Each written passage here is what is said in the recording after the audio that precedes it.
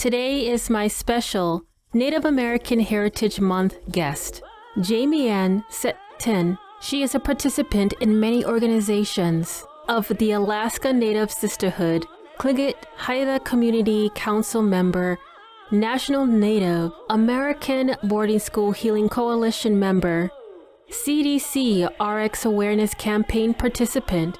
She is here to educate about indigenous lives in Alaska and the Angoon bombardment of 1882, the effects of the colonization of their people.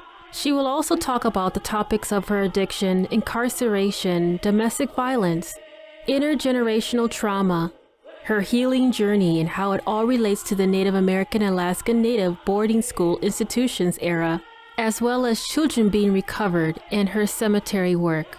Please give a warm welcome to ever blessed Jamiann S'eiltin. Participate in the RX awareness campaign with the CDC, and it is a prescription opioid prevention campaign that will be on for as long as the campaign is going. And I was chosen because of the things I talk about, and I talk about historical trauma. I talk about epigenetics and how there's a ripple effect of the past that is still with us today.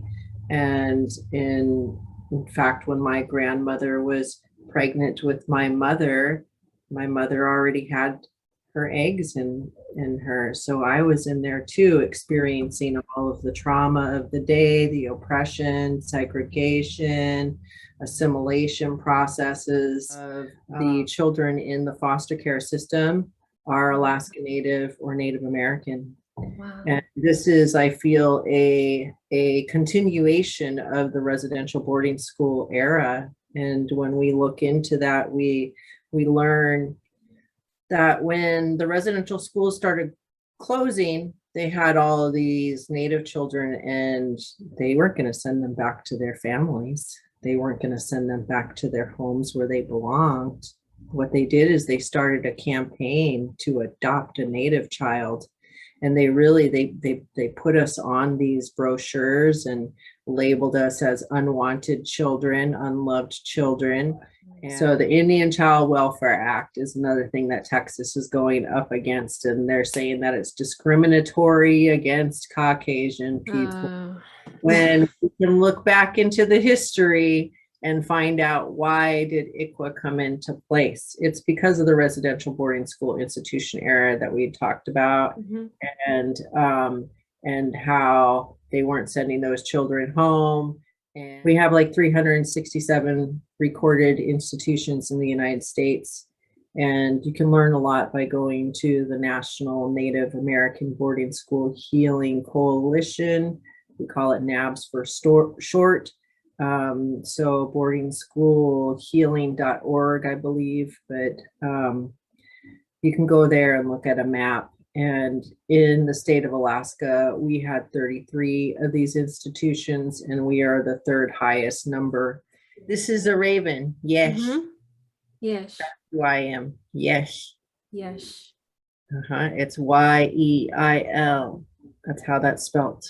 So when I wear this, you know what moiety I am. This one's the American Indian movement in solidarity of missing, murdered Indigenous women. Wow. So this is my blanket. Wow. Wow, look at that. I never That worn it is like that. so interesting. But it's huge. My. And it's all felt and buttons. We call them button blankets. And red and black are the main colors that you see.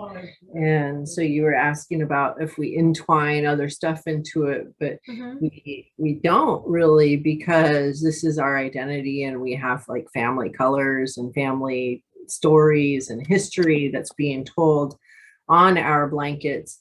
And not only that, it calls to the other opposite moiety. So when I'm wearing raven stuff. Thank you for listening to Noise Paloo Zion podcast. I'm Jasmine Castillo, also known as DJ Jim Jam. If you are wanting to be promoted on my podcast, please reach out to me if you are a small business, entrepreneur, musician, or artist. www.jasminecastillovoice.com. Stay tuned for the next upcoming episode